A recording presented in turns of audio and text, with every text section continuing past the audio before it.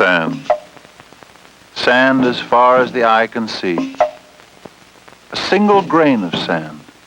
Not the desert or the dune, but the eye can see it more easily. And in seeing it, we can better understand this vastness.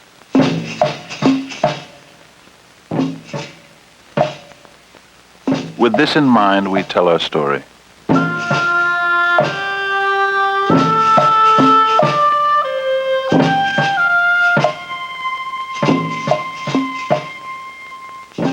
From the summit of the highest mountain,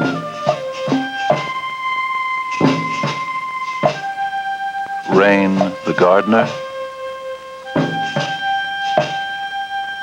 and El Hijo.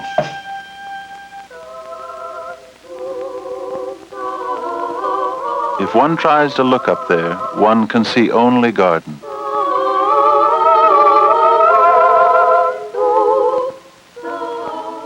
Each bloom is exquisite, each leaf of great perfection.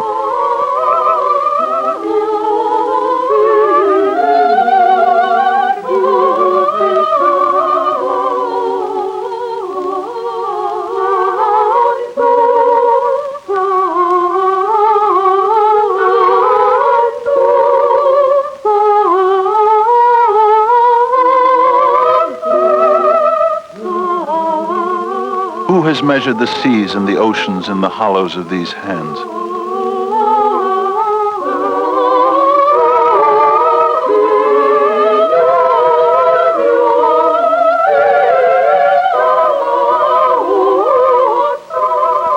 Who has weighed mountains with a balance and hills with a scale?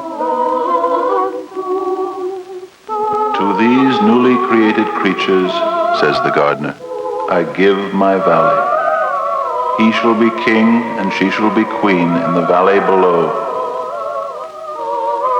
Only my garden is forbidden them.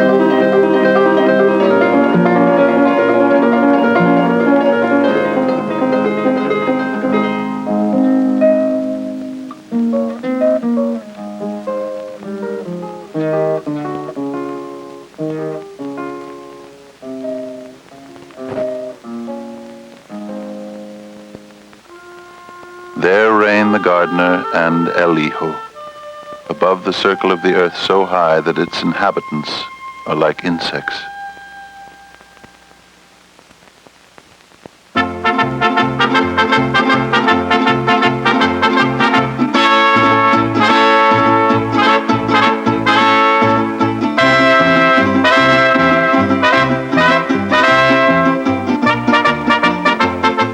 Creatures discover the sweetness of the valley, and life is idyllic, save for the anxiety of being just creatures.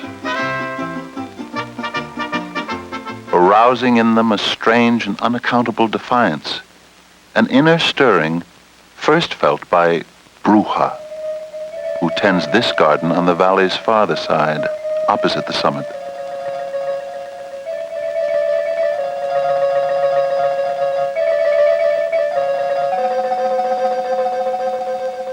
Once, this Bruja had helped the maidens tend the gardener's garden, but always with a gnawing doubt, a lust for power.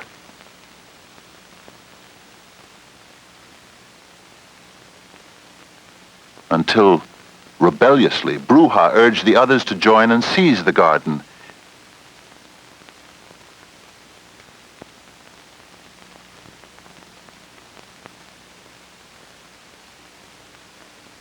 Reluctantly, the gardener had no choice but to drive her from the summit. And Bruja descended into the valley,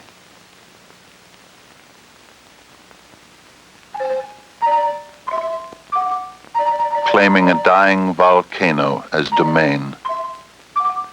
And as the gardener's garden became naught but a memory, Bruja fashioned a garden of her own, of the stuff about. And in her sickness to be as the gardener, tried desperately to reshape her form and visage. But only half the face was sufficiently pliable to mock the gardener's eminence and sprout a growth of beard. So Bruja tends its garden, half-bearded gardener, half-maiden. And its tending is confusion.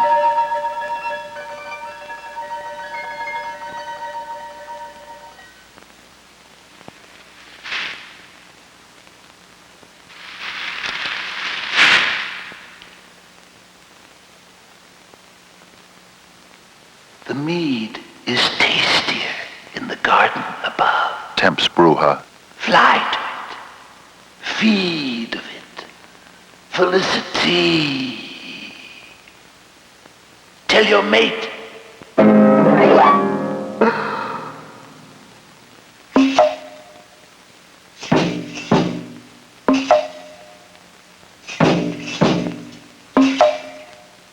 In its rebellion, Bruja goads these creatures to greater distrust of the gardener.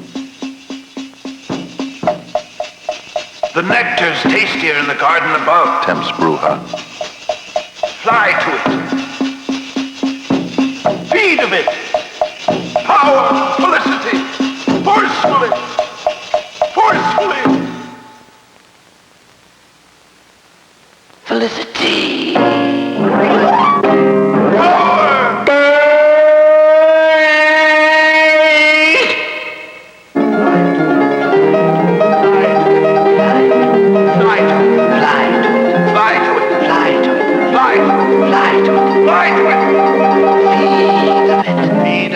Violated.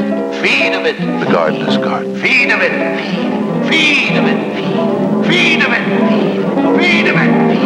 Feed of it. Feed of it.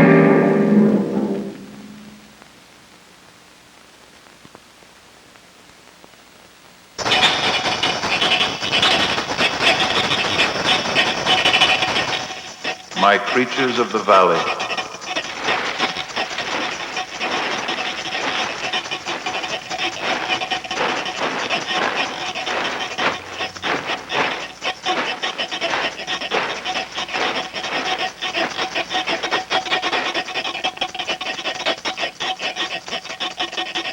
With a tap of his thumb, he can destroy them. But he will not. Yet he cannot permit another rebellion for their destiny and for his garden.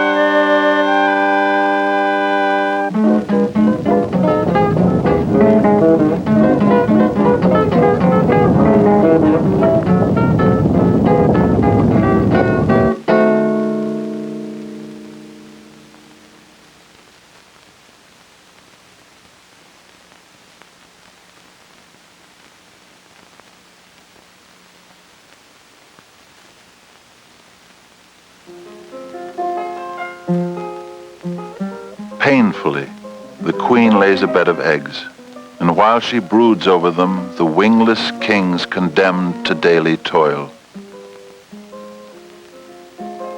All born here will be wingless. Occasionally, the wingless pair glance up to the mountain where the garden grows, with great longing.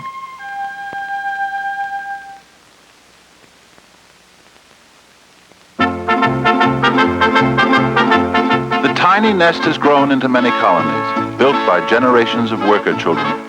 The old first queen is dead, her dull body dragged out of the hill by generations of her own offspring and left to rot. Days drag on, filled with digging more chambers and squeezing the juice from a laborious harvesting of seeds.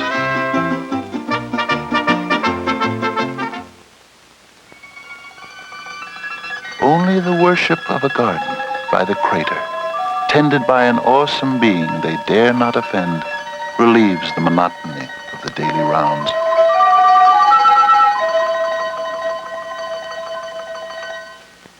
Yet the creatures are prospering, each new hill swelling their colonies.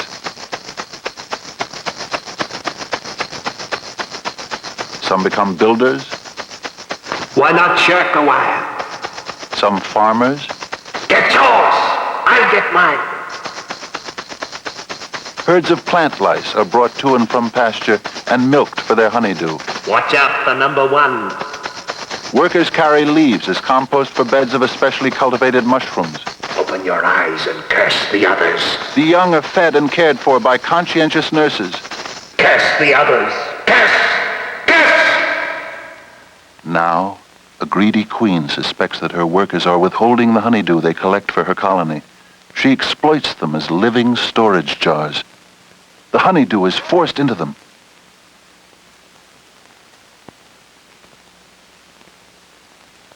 Until their bellies swell to the size of agates. Now, some steal into the nurseries of their neighbors to snatch their eggs for food. Now, some capture workers to toil for them in slavery. Now, suspicion becomes the order of life in the valley, and the hills resort to warfare, each colony falling upon the other.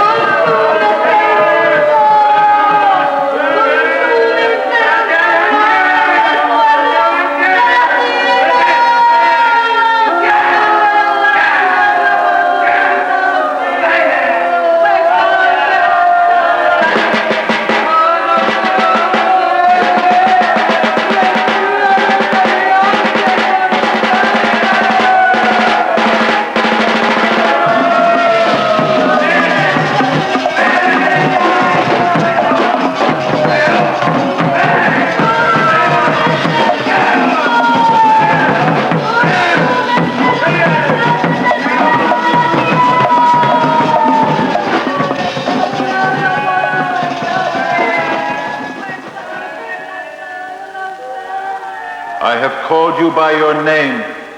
You are mine.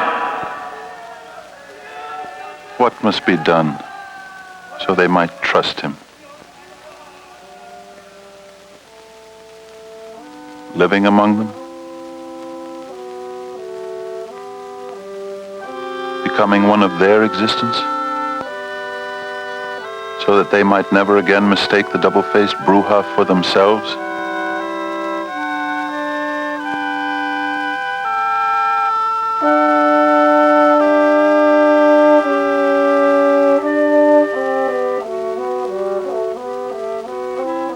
To become one.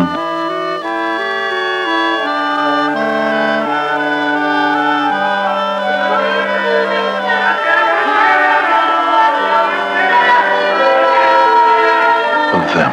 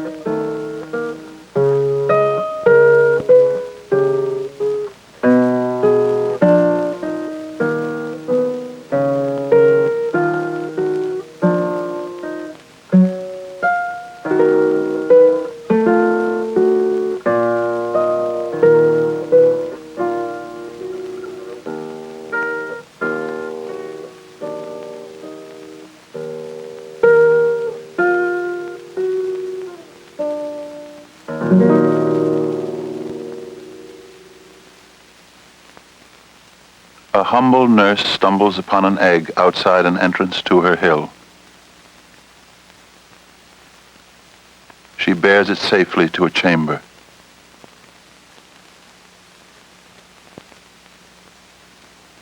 And out of the dry ground, he grew.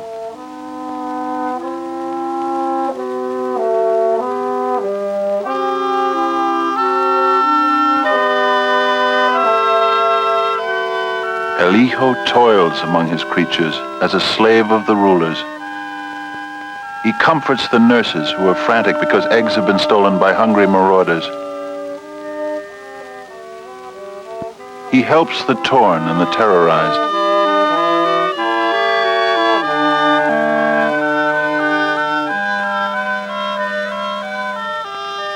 And slowly, sluggishly, a humble few recognize his difference from themselves. Though they walk in darkness without a gleam of light, let them trust in the gardener, for they are his, and they follow him.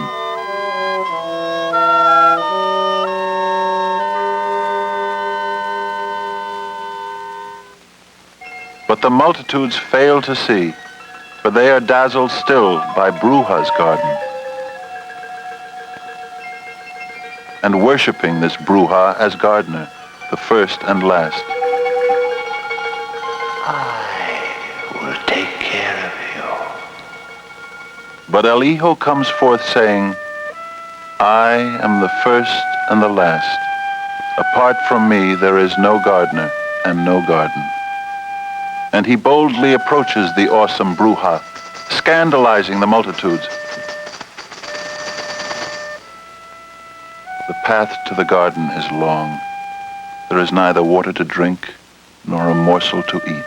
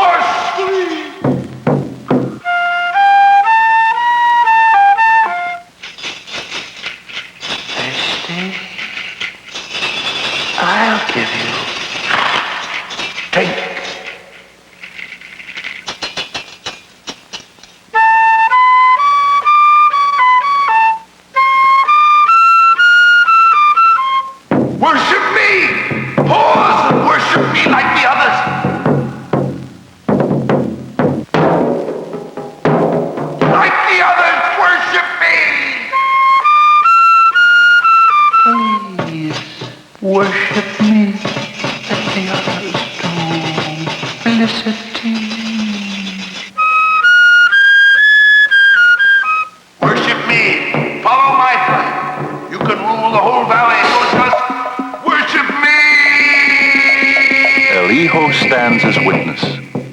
Bruja shall not tempt the gardener.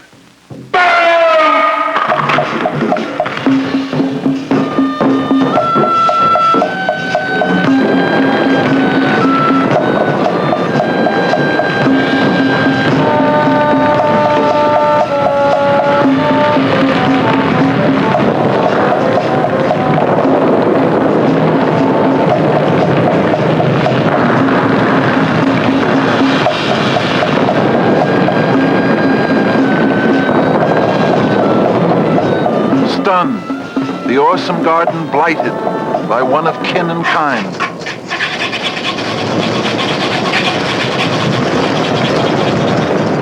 His frightened followers warn him to avoid the vexed and populous hill.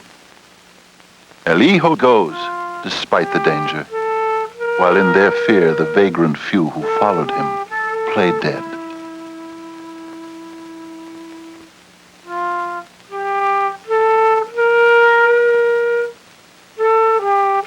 Thus, they recognize his difference with affliction.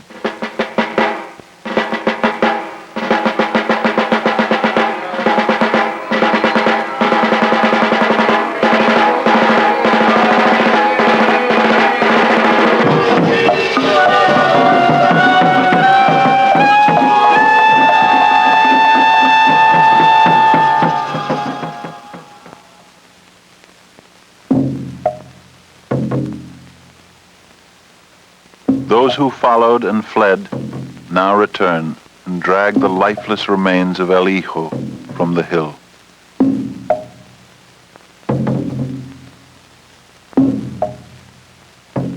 To shroud him with the wings of the first king and queen as best they can.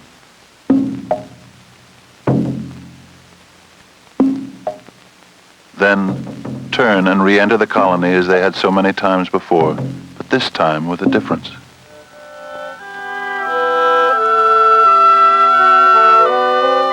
One of those, an old queen almost done with her lifespan of travail, an old queen with the new difference, crawls singly to the place where she helped bury him.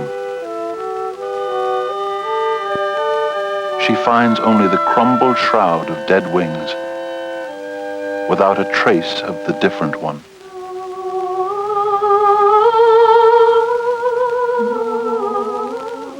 Here on this place she remains long enough to lay her last eggs. And the eggs hatch, and the larvae grow to spin cocoons, and the young emerge weakly. And when they've discovered that their legs are for walking, and their antennae for speaking, they discover something more. Unfolding from their bodies are wings.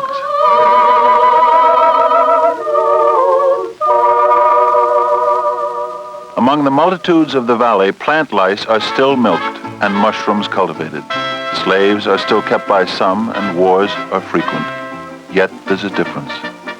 And those who know this difference are drawn into a colony unto themselves, for it carries them far beyond themselves.